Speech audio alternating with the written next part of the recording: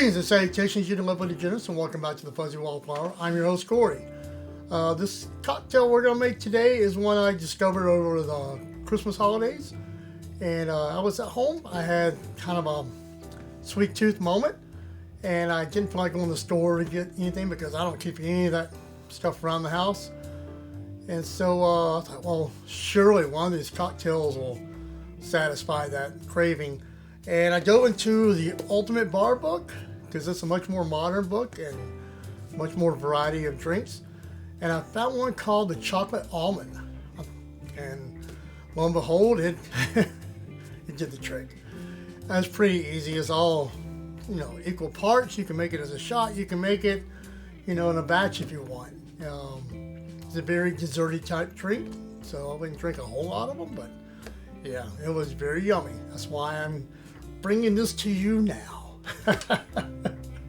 And as always, I'm not a bartender. Do not take any of this as bartender advice. So let's make a cocktail. 3/4 ounce of Bailey's, 3/4 ounce Amaretto, 3/4 ounce of dark cream to cacao,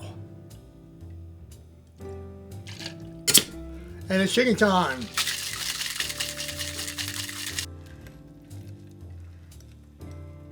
And then, my friends, is a chocolate almond. So, I don't know what it tastes like, but let's give it a taste anyway. Yeah, it tastes like you put a little bit of amaretto and chocolate milk.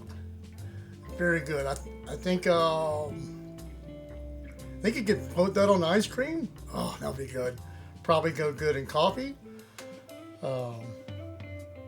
Think of all the ways that you can find a way to drink this because it's very good. But it is sweet, so I wouldn't drink a lot of it. But oh, man, it is so good.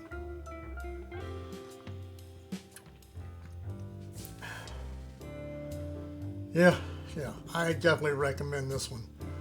In the meantime, you know what to do.